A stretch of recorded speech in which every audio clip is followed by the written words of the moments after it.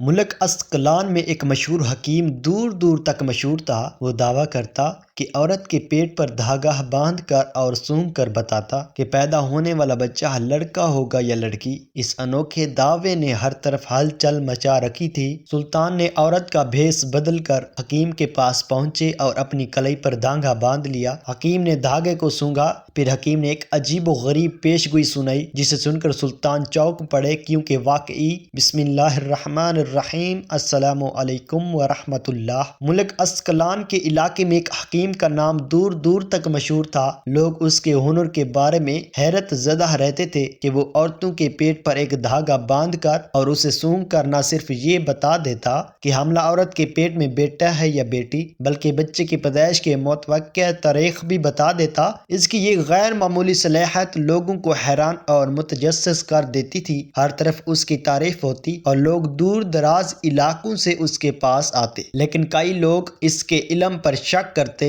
اور اسے جادو یا فراڈ سمجھتے۔ یہ معاملہ اس وقت زیادہ مشہور ہوا جب سلطان صلاح الدین ایوبی نے اس حکیم کی حقیقت جاننے کا فیصلہ کیا۔ سلطان صلاح الدین ایوبی ایک انصاف پسند اور فہیم حکمران تھے اور ہمیشہ سچائی کی تلاش میں رہتے اور عوام کی فلاح و بہبود کے لیے کوشاں رہتے۔ جب سلطان کو حکیم کی غیر معمولی شہرت کا علم ہوا تو انہوں نے سوچا کہ اس کے راز کو جاننا ضروری ہے تاکہ اگر یہ دھوکہ دہی ہو تو عوام کو بچایا جا سکے۔ لیکن حکیم کی حقیقت جانچنے کا آسان طریقہ نہ تھا۔ سلطان نے اپنی دانش مندی کا استعمال کرتے ہوئے ایک چالاک منصوبہ بنایا۔ انہوں نے فیصلہ کیا کہ وہ عورت کے بھیس میں حکیم کے پاس جائیں گے تاکہ اس کی اصلیت سامنے آ سکے۔ سلطان نے عورت کے روپ میں خود کو تبدیل کرنے کے لیے اپنی قریبی مشیروں کی مدد لی۔ وہ ایک لمبے چوغے اور نقاب میں ملبوس ہو کر حکیم کے پاس جانے کے لیے تیار ہو گئے۔ ان کی یہ چالاکی اس قدر کامل تھی کہ کوئی بھی یہ نہیں سمجھ سکتا تھا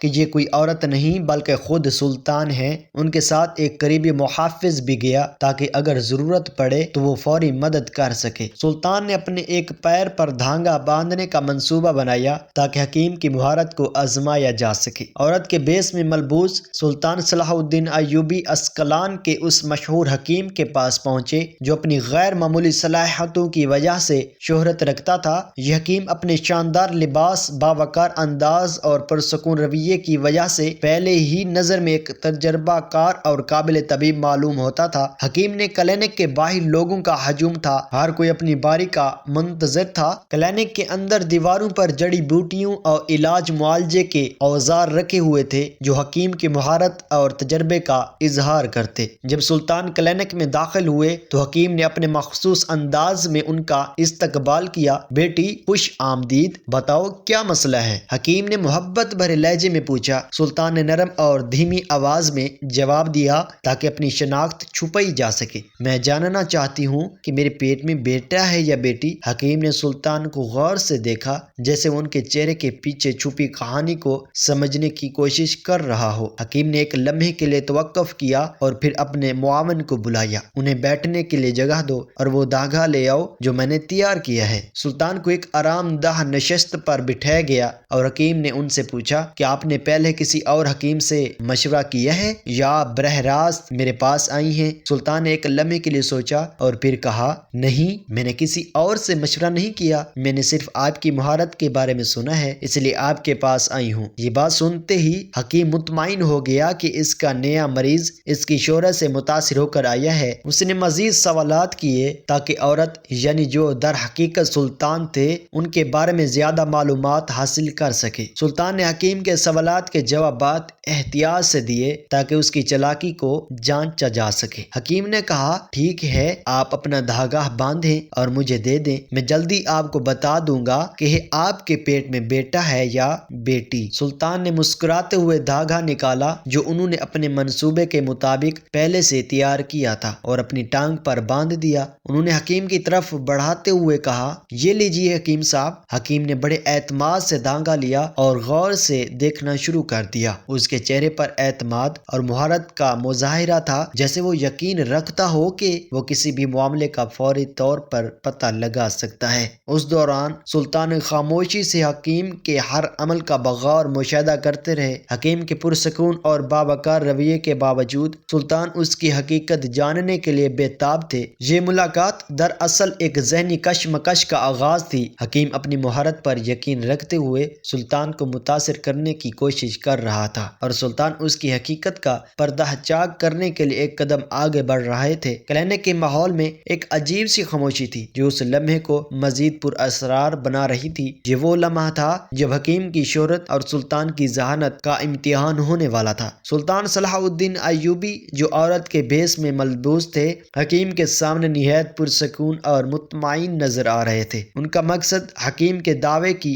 حقیقت کو جانچنا تھا اور اس لیے انہوں نے ایک نہایت باریک بینی سے تیار کردہ منصوبہ بنایا تھا۔ حکیم نے جب ان سے دھاگا باندھنے کی درخواست کی تو سلطان نے پہلے کچھ ہچکچاہٹ ظاہر کی تاکہ سب کچھ حقیقی معلوم ہو۔ پھر انہوں نے کہا، ٹھیک ہے، جیسا آپ کہتے ہیں میں دھاگا باندھ لیتی ہوں۔ سلطان نے اپنی چادر کے اندر سے ایک دھاگا نکالا جو پہلے سے تیار کیا گیا تھا۔ یہ عام سا کپڑے کا دھاگا تھا جسے خاص طور پر اس مقصد کے لیے منتخب کیا گیا۔ انہوں نے اپنے منصوبے کے مطابق دھاگا اپنے پیٹ پر باندھنے کے بجائے اپنی ایک ٹانگ پر باندھنا شروع کر دیا۔ یہ عمل نہایت چالاکی اور ہوشیاری سے انجام دیا گیا تاکہ حکیم کو شک نہ ہو۔ سلطان نے دھاگا اس طرح باندھا کہ وہ اپنی جگہ پر مضبوطی سے جکڑا ہوا محسوس ہو اور حکیم کو یہی لگے کہ یہ پیٹ سے بندھا ہوا ہے۔ دھاگا باندھنے کے دوران سلطان نے حکیم کی جانب دیکھا جو بہت گہری غور و فکر میں مبتلا نظر آ رہا تھا۔ حکیم کی آنکھوں میں اعتماد تھا جیسے وہ پہلے ہی جانتا ہو کہ وہ کامیاب ہوگا۔ اس کا رویہ ایک تجربہ کار ماہر کا تھا جو اپنی مہارت پر یقین رکھتا ہے۔ حکیم نے کہا، دھاگا مضبوطی سے باندھیں تاکہ میں اسے صحیح طرح جانچ سکوں۔ سلطان نے ایسا ہی کیا اور دھاگا مضبوطی سے باندھ کر حکیم کی طرف بڑھا دیا۔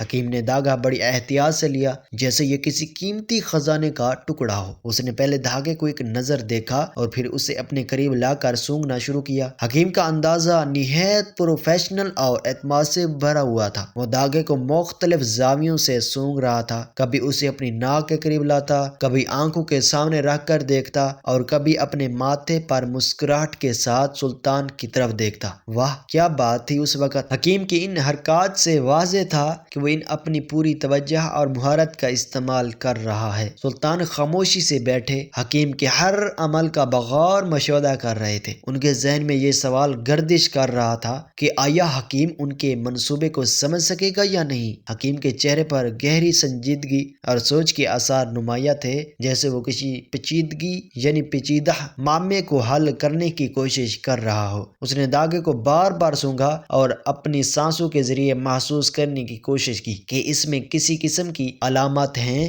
حکیم کے لیے یہ لمحہ غیر معمولی تھا۔ وہ عام طور پر عورتوں کے پیٹ پر باندھے گئے دھاگے کو دیکھ کر فوری طور پر اندازہ لگا لیتا تھا کہ حاملہ عورت کے پیٹ میں بیٹا ہے یا بیٹی، لیکن یہ دھاگا اس کے لیے کچھ الگ محسوس ہو رہا تھا۔ اس کے چہرے پر الجھن کے آثار نمایاں ہونے لگے۔ اس نے دھاگے کو کئی بار سونگھا، کبھی آنکھیں بند کر کے اور کبھی غور سے اسے دیکھتے ہوئے، لیکن وہ کسی نتیجے پر پہنچنے پر ناکام رہا۔ یہ لمحہ نہ صرف حکیم کے لیے آزمائش کا تھا بلکہ سلطان کے لیے بھی ایک اہم موڑ تھا۔ سلطان کو جیسے یقین تھا کہ ان کا منصوبہ کامیاب ہوگا اور حکیم کی حقیقت سامنے آ جائے گی۔ دوسری طرف حکیم اپنے اعتماد کو برقرار رکھنے کی کوشش کر رہا تھا، لیکن دھاگے کی غیر معمولی کیفیت نے اسے بے چین کر دیا تھا۔ اس نے آخر کار ایک گہری سانس لی اور دھاگا نیچے رکھ دیا، گویا وہ کسی اہم نتیجے پر پہنچنے والا ہو۔ اس کے چہرے پر چھپی الجھن اور سلطان کی خاموشی مسکراہٹ اس لمحے کی شدت کو مزید دلچسپ بنا رہی تھی۔ یہ دھاگا باندھنے کا عمل در حقیقت ایک ذہنی معرکہ تھا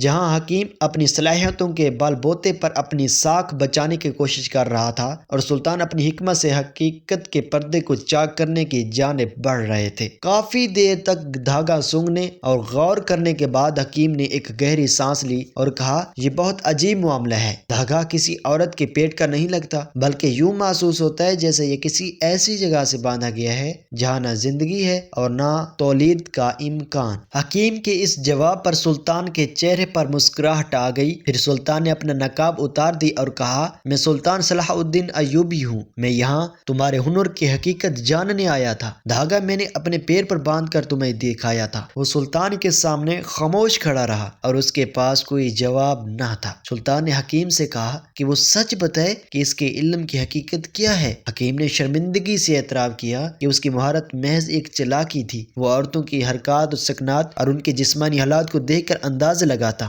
دھاگے کو سونگنے کا عمل محض ایک دکھاوا تھا تاکہ لوگوں کو مزید متاثر کیا جا سکے۔ یہ تھی ناظرین آج کی ویڈیو۔ ناظرین اس طرح کی پیاری ویڈیوز دیکھنے کے لیے ہمارے چینل کو سبسکرائب کریں اور ہمارے پیارے نبی کریم صلی اللہ علیہ وآلہ وسلم کے 99 پیارے ناموں میں سے ایک نام ضرور ٹائپ کریں۔ شکریہ۔